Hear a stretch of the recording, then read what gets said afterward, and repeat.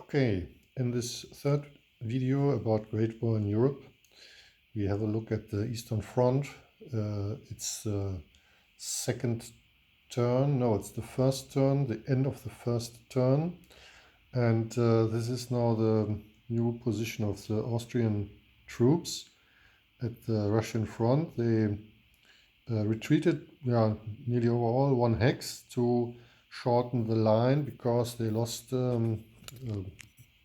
small troops, but enough to have to shorten the line, and the reinforcements from this special group B, who are sitting in the train all the first turn, is coming too late, and so they have to respect that and go a little step back to hold the line with 3 units in each stack, and are prepared for the next Russian attack. Also, they were gone to Krakow to save this position. The Germans we had done in the last video. There's nothing else to do, and we can take a look in the Balkan area. There are some general retreat from the Austrians to the strong positions at Sarajevo in the Balkan mountains, and 2 units going to these little provincial towns here to save this spot, and probably go further ahead to the north, where these little HLW Heimatlandwehr troops are underway. Yeah, but that's all for the Eastern front. And now we, in the next turn, in the second half of August, what we see here is that the Germans going forward, they are attacking en masse. First of all, they captured some strategical hexes. Here is the coal mines, I think, and also in Mons, where the British expedition force defended, is taken, and also a cavalry unit is going to Lens near Lille to capture these strategic hexes, and these strategic hexes are payback replacement points for turns, for strategic turns after you have taken them.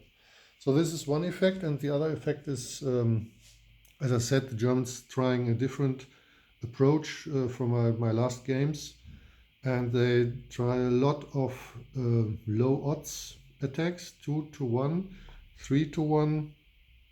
Here in the middle part is a little bit, not so many things to do, and here 2 attacks, and also a 3 to 1 attack against the British BEF. The BEF is a little bit, not so mobile like the French, because they had the headquarter under them, and the headquarters are not so fast than the other units, and they were located here in this area, and they don't came much further than this, and so they can be catched by the German quick infantry units. And yes, this is it's a problem for the British. I think it's also good to go this direction. Other possibility were to go in this line, but then there are big holes and so on. So I think it's better to close the line to the French army.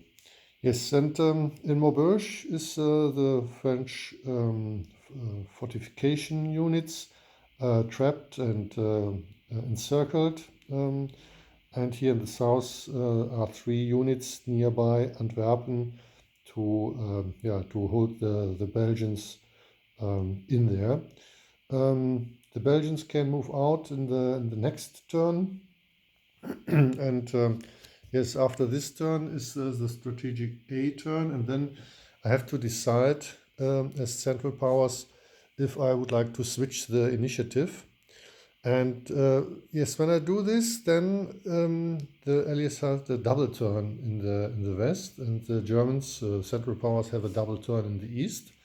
And yeah, also the Germans prepared it now because they built a second row with the headquarters to reinforce the whole line till here nearly.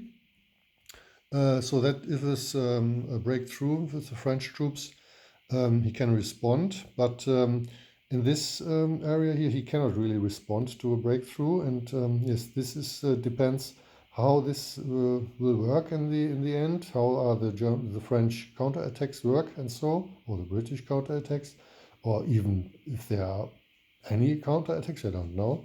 It depends on the dice rolls. To implement this initiative change. And also for the Russian is the question to